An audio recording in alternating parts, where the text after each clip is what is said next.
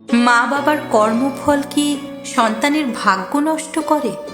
কখনো কি ভেবেছেন একটি নিষ্পাপ শিশু যার কোনো পাপ নেই, তবু কেন সে জন্ম থেকেই দুঃখ, অভাব আর যন্ত্রণার ভার বয়ে বেড়ায়?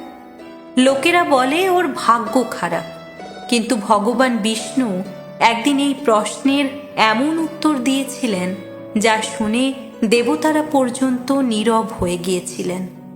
একদা এক রাজা ছিলেন, নাম তার সত্যব্রত।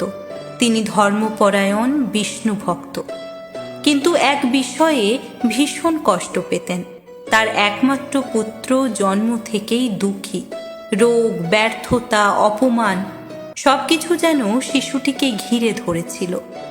একদিন রাজা কাঁদতে কাঁদতে ভগবান বিষ্ণুর কাছে প্রার্থনা করলেন, হে প্রভু, আমার পুত্র তো কোনো পাপ করেনি, তবে কেন তার জীবন এমন অভিশপ্ত? ভগবান বিষ্ণুর ভয়ঙ্কর সত্য। ভগবান বিষ্ণু ধীরে চোখ খুললেন। তার কণ্ঠ ছিল শান্ত, কিন্তু সত্য ছিল ভয়ঙ্কর। তিনি বললেন, শোনো, কর্মের অটল নিয়ম। সন্তান নিজের কর্ম নিয়ে জন্মায় ঠিকই, কিন্তু মা বাবার অমোচনীয় কর্মফল সন্তানের জীবনের প্রথম অধ্যায় লিখে দেয়। রাজা কেঁপে উঠলেন।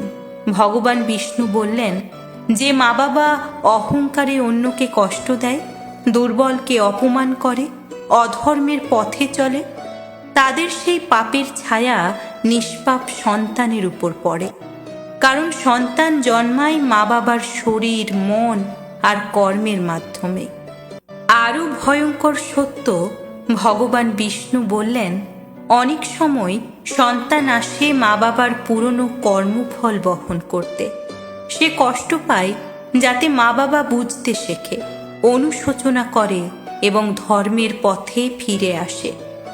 রাজা তখন অশ্রুসজল চোখে জিজ্ঞেস করলেন, হে প্রভু, তবে কি সন্তানের ভাগ্য চিরকাল নষ্ট থাকে? বিষ্ণুর করুণাময় আশ্বাস। ভগবান বিষ্ণু মৃদু হাসলেন।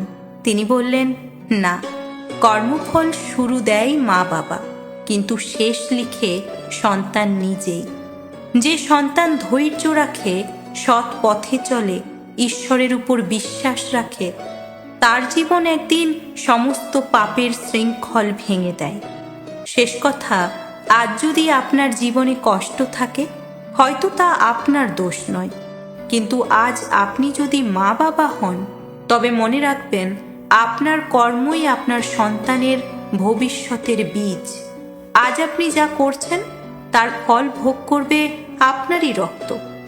ভগবান বিষ্ণু বলেন, নিজের জন্য নয়, সন্তানের ভবিষ্যতের জন্য সৎ হও। কর্ম কাউকে ছাড়ে না, কর্মফল পেতেই হয়। আপনি ভুলে গেলেও সৃষ্টিকর্তা কিন্তু কিছুই ভোলেন না। সুতরাং আজ থেকে অধর্মের পথে চলার আগে অবশ্যই এই কথাগুলো মনে রাখবেন।